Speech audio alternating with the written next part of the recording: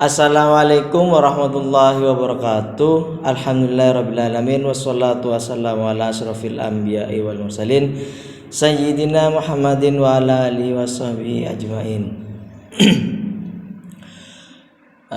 Pertama-tama marilah kita panjatkan puji syukur kepada Allah karena berkat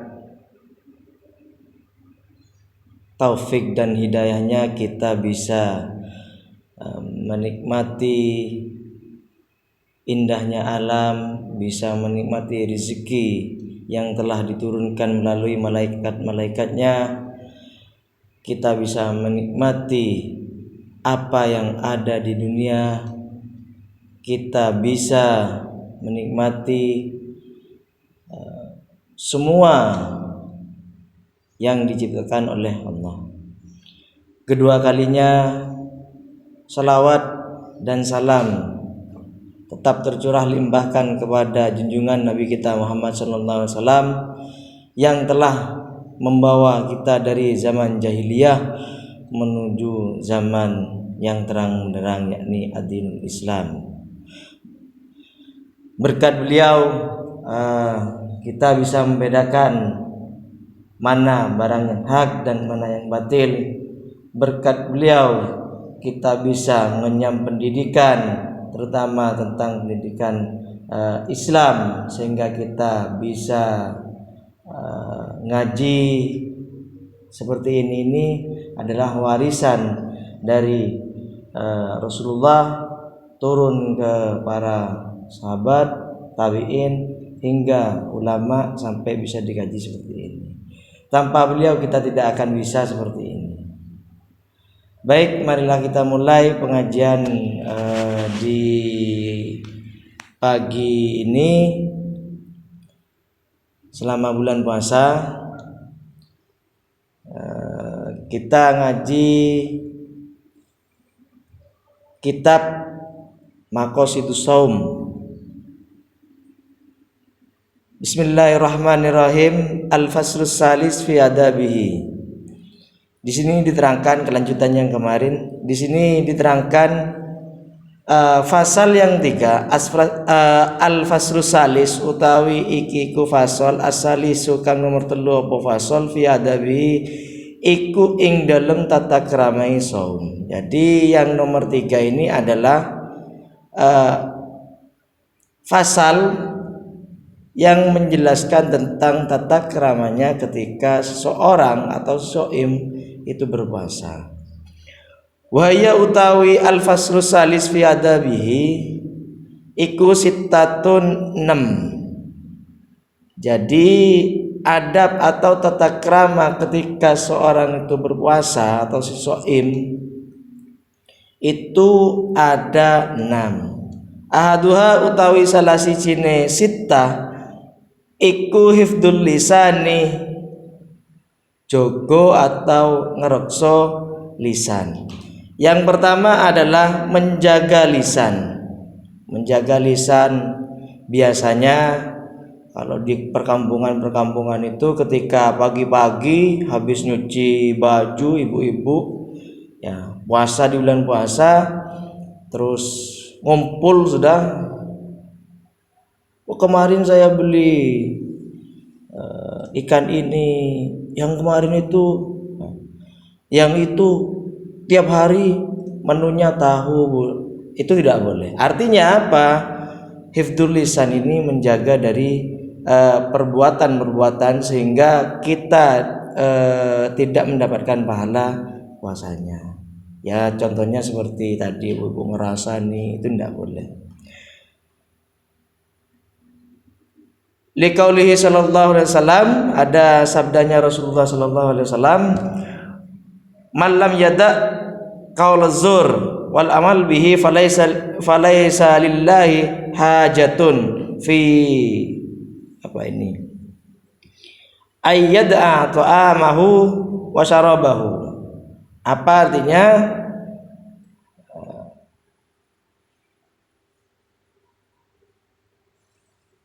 Man utawi sapane wong iku lam yada ora Orang ninggal sapa man qaula zur ing perkara yang perkataan yang jelek. Barang siapa yang tidak atau masih berbicara kepada perbuatan atau perkataan yang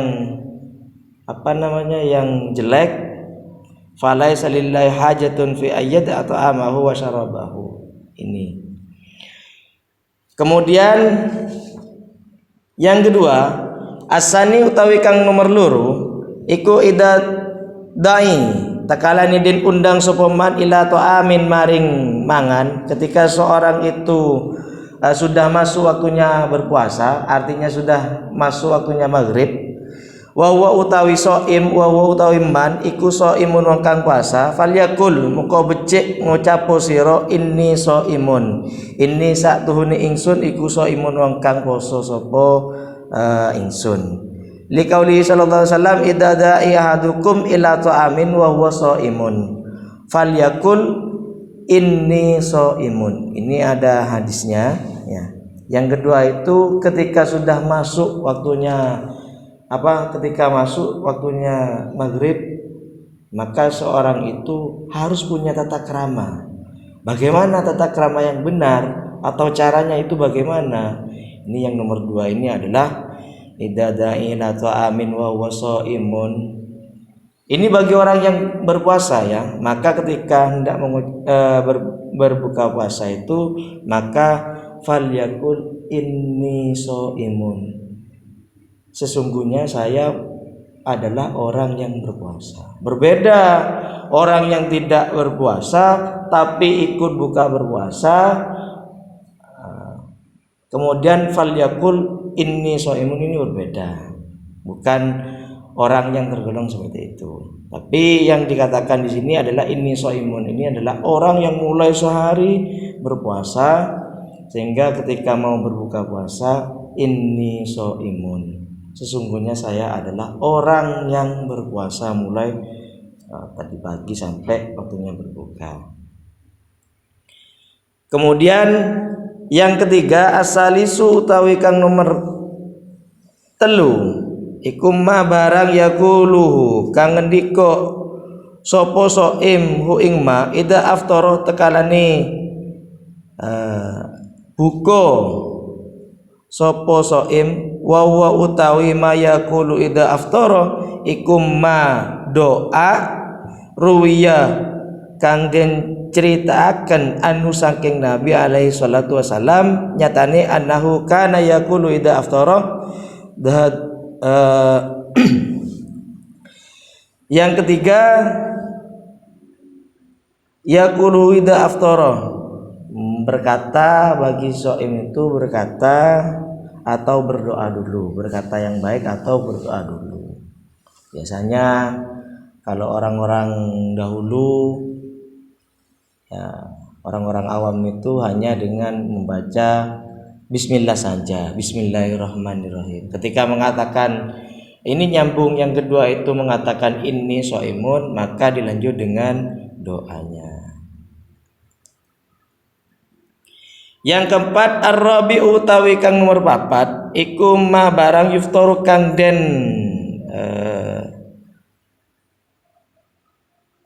yuftiru kang mukil sapa shaim atau membatalkan sapa shaim alaihi ngatasi ma wa huwa utawi ma iku radbun au tamrun au maun, yaitu adalah kurma, terus ada kurma basah, ada kurma yang kering, kemudian air. Kenapa kalau zamannya Nabi itu kenapa kok kurma? Karena yang manis dulu itu hanya kurma. Tapi sekarang beda, sudah bukan zamannya Rasulullah lagi. Maka di zaman sekarang itu sudah luar biasa. Bahkan di pinggir-pinggir jalan itu semuanya yang membuat lidah si shaim atau orang yang berpuasa itu bisa membedakan ini, wah ini manis, bahkan ada yang lebih manis daripada kurma. Tapi yang disunahkan itu adalah kurma. Cuma kalau kurma, bagaimana orang yang tidak mampu, maka yang disunahkan itu rasanya kurma itu. Jadi kurma itu manis, ya rasanya itu sudah. Jadi kalau tidak ada kurma, ya yang manis-manis itu sudah. Itu dalam Islam seperti itu, dalam tata keramanya berpuasa itu seperti itu. Kemudian al-khamisu wasadisu, yang nomor 5 dan yang nomor 6, takjilul fitri. Apa? Bergegas untuk membatalkan.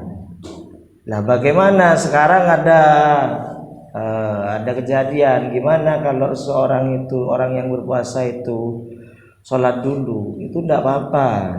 Tapi yang dimaksud di sini takjilul fitri itu adalah puasanya itu dibatalkan ketika sudah masuk waktunya buka puasa.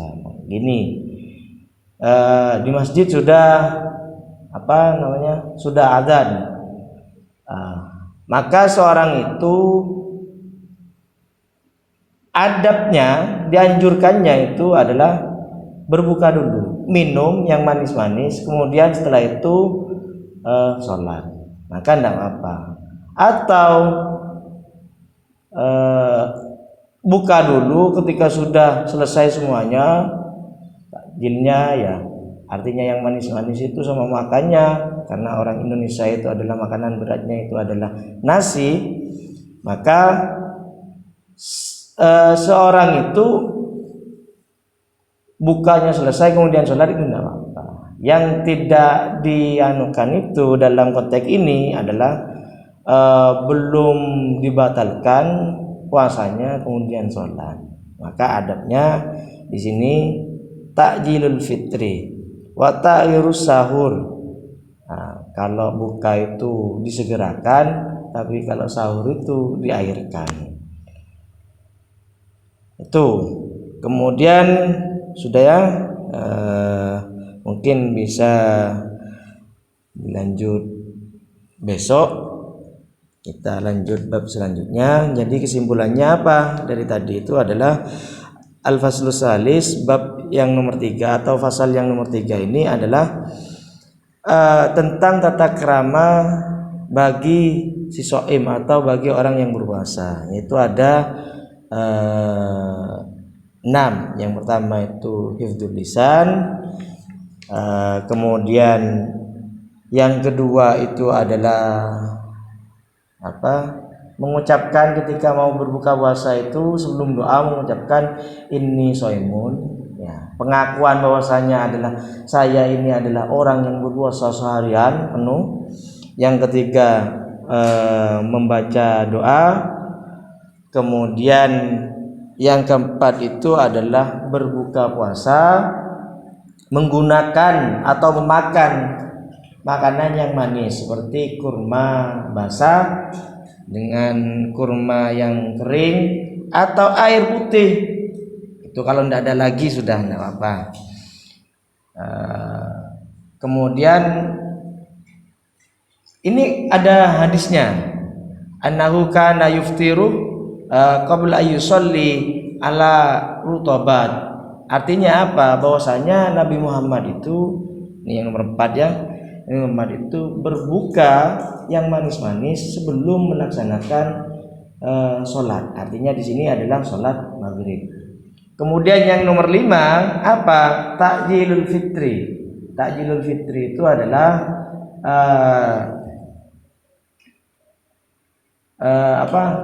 disegerakan untuk berbuka, artinya untuk dibatalkan puasanya karena sudah masuk waktunya berbuka puasa. Yang keenam takhirus sahur, yang terakhir itu mengakhirkan sahurnya. Tapi kalau pas subuh itu keliru, ya, karena imsak itu, kenapa kok di sini ada imsak? Apa imsak itu yang sebenarnya? Imsak itu adalah makna bahasanya itu adalah menahan. Ya, imsak itu menahan. Jadi ketika sudah imsak, maka kewajiban menahan baik hawa nafsu, lapar, haus itu sudah dimulai sejak itu. Makanya orang-orang tidak tahu imsak saya makan. itu tidak apa-apa sebenarnya. Cuma itu imsak itu buat jaga-jaga sekiranya puasa kita itu tidak menjadi puasa yang tidak ada gunanya. Artinya puasa mulai sahur sampai berbuka puasa itu mendapatkan pahala dan diridhoi oleh Allah Subhanahu wa taala. Baik, mungkin hanya ini yang saya sampaikan. Insyaallah besok akan meneruskan babnya, yaitu al-faslur rabi fima yajtanibu fi. Artinya pasal yang nomor 4 ini adalah suatu yang harus dijauhi ketika berpuasa. Jadi nyambung, ada tata krama, ada suatu yang dijauhi ketika seorang itu berpuasa. Baik, cukup sekian. Mungkin ada pertanyaan, insyaallah kami jawab. Kalian ketika ada pertanyaan tulis di komentar, maka insyaallah kalau saya tahu jawabannya saya akan jawab dengan sebisa saya. Mungkin cukup sekian saya akhiri. Wallahul muwaffiq ila aqwamit thoriq. Assalamualaikum warahmatullahi wabarakatuh.